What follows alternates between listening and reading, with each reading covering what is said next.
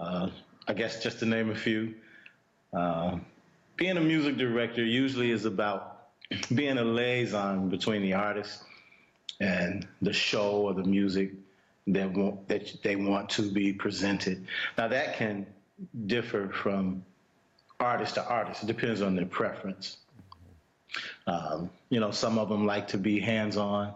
Some of them like to just say, "Hey, handle it," and whichever one side they lean to, you figure it out and you deal with it. And your job is to make sure you just produce what they want and how they understand it. So I've been extremely blessed to be with those legendary artists of my time in my career. Yeah, it sounds like a very exciting life. I know you've been working with the Isley Brothers on their tour. Kind of tell me how you got involved with them and describe what has been your experience, what your experience been like with them. Okay, well, I've been with the Isley Brothers off and on for about 15 years now. In this industry, it's a lot of who you know, and once they know you can do the job, they can trust you, so you get that call. And the guys that were in the band, I knew them all, and they needed a sub to begin with, and I subbed for them. And I'm real good friends with the music director at that time, who was Rodney East from Chicago. And for a time, I was with them in the band, and other times I would sub, as they would call, as I would work for other artists. And then just recently, within the last year and a half, they had me come on to be permanent. And so I've been there since that time, and we're still going strong along with Ron. Mm-hmm. Yeah, I know it's always a cool thing when you have such a great job as far as working in the industry and with a great legendary band as the Isley Brothers. Like, when did you start in the music industry, and kind of when did you realize that this could be a career for you? Well, I've been a musician since the age of 4, and I was an actual church musician by the age of 5. So I grew up in church like many other artists, practicing my craft. And by the age of 15, I had begun to travel. So by the time I graduated high school, I kind of fell into the career by default. I wanted to be an athlete, but I had experience and exposure as a musician already. So we kind of just continued being a musician and have been ever since. Mm-hmm. Now, is there a moment for you that you realize, like, wow, I can actually make a living doing this? Let's see. It was more like, wow, I need to make a living. So we just kept getting it done, huh? Right. Yeah. The life of an artist, right? Yes, sir. Well, I also understand that you have your first solo project is out today, so congratulations to you. Thank you. Appreciate that. I know you've been used to being behind the scenes and working with a lot of other artists. Kind of tell me what are some of the things that jump out at you now that you're a headliner? Well, one of the first things that jump out at you is that you're responsible for everything. And I mean everything. Right. So with other bands, when the concert is over, I get to get up off the piano and go do what I want to do. Right. Well, it's not like that anymore. Mm-hmm. When the concert is over, you got to go back to handling other business, mm-hmm. or making sure it's taken care of. Mm-hmm. And that's a great learning experience. It's a good thing, but it can be overwhelming at times, and it can be tiresome. But if you plan right, you will come out on top. But it's a great lesson to learn. Mm-hmm. Now, is there any particular thing that has kind of like been a challenge for you as a headliner now? Let's say nerves. Let's say you got to make sure that you give people what they like or what's good enough for them not to boo you off the stage. You know, I spend, if I have a concert, I probably spend 90 days before, mm-hmm.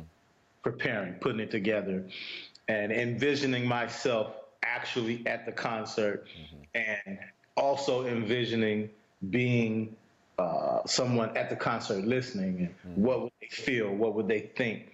Does that work? Does that make sense? Is that necessary? Is it not?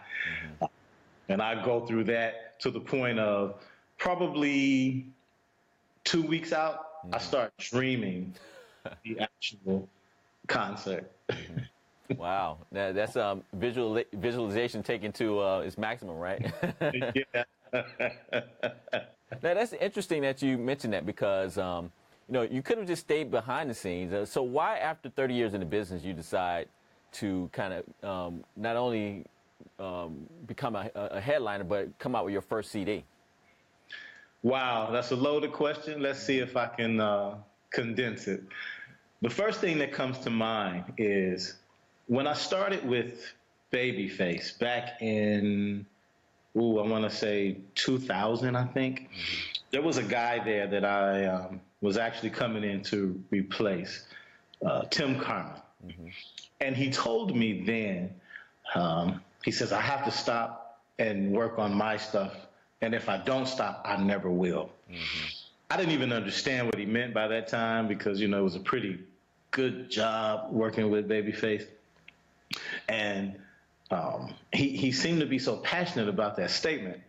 I now understand that what is given to you is yours to give to the world. And if you never pay attention and time and energy to that, the world will never get it. And so it's not so much after so many years, it's more so I finally got what he meant. Because there was music inside of me and vision inside of me before I ever worked for any artist. But I've learned so much by being with the artist. I have so much experience now, things to know not to do and know how to do things. So I feel like I'm more equipped. And more importantly than that, I have a son now who is 26 years old who decided to become a professional musician like his dad. And more than anything, I want to show him that there's no ceiling, and he can do whatever he wants to do.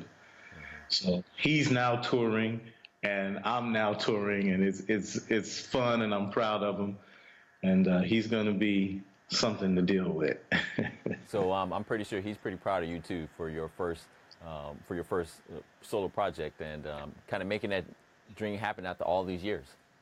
Yeah, you can kind of say that. He actually performed and produced on 2 of the tracks on the record. Oh, cool. Which I am extremely proud of recording with my son. His name is Christopher Thigpen, by the way. All right. A phenomenal bass player. He's touring right now with The Color Purple. Oh, the musical, right? Yes, sir. Okay. Yes. Actually, that musical is in Atlanta, or just I think it's in Atlanta now. Actually, it is in Atlanta right now. Perfect timing. So, does that mean that you could possibly sit in with him or something, or while you're here? Number one, I'm not interested. He pays his own bills. Right. Number 2, I love just experiencing watching my son work. It's just so fulfilling to watch him work professionally. I've seen him on other. He did the Motown play just before Color Purple, and then I've known him all his life, so I've seen him in his process. Okay, you had plenty of opportunities to check him out, right? Yeah, so when I come in, he'll be just leaving Atlanta. Oh, okay. So you mentioned your son is one of the people being involved in this project. Who are some of the other people that were a part of this project with you? Oh, wow. I'm so excited to share this information. I'm originally from Chicago, Illinois, and I think that's the greatest musical city ever in the entire world. I say that everywhere I go. And Chicago has such an abundance of quality and quantity of musicians.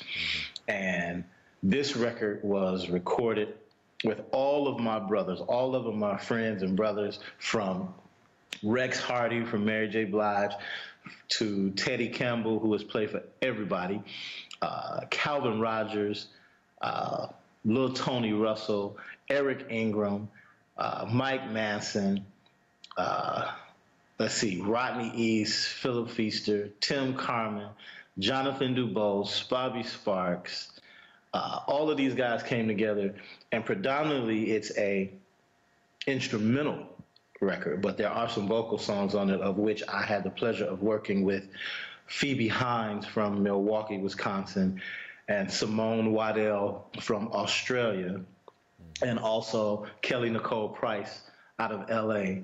We did some writing and some singing together. And so I tried to just put some of everything on there with all of my friends and try to just bring some music back into the industry. And proud of the project. And hopefully people will enjoy it. I hope so. I'm sure they will. It sounds like it could be a little bit, have a little taste for a little bit of all different styles. But speaking of which, I know you've done a lot of styles of music, ranging from rock to smooth jazz. Now, how did you decide which sound did you want for this solo project? Well, to be honest with you, it's a continuation. It's actually the third project that I've done, but it's the first national and international release signed with Hitman Records there out of LA. And the first time we did a record, we actually just went into the studio and just started playing, and whatever came out, came out. So it ended up being some classical, some R&B, some gospel, some inspirational, some smooth jazz, some contemporary jazz. We even had a rock song on the last project entitled "This My Rock Song." And so I don't know exactly what genre to really say I fit in. I just like to say music, and hopefully it speaks and connects to people. Now, I'm sure some of this music is going to be featured in your upcoming show at Yes. City Winery, and that's kind of going to be the reason why you're here in Atlanta. Tell us about that show and a little bit about the other tour you've been involved with, the Three Keys tour, and kind of what can we expect at your show here?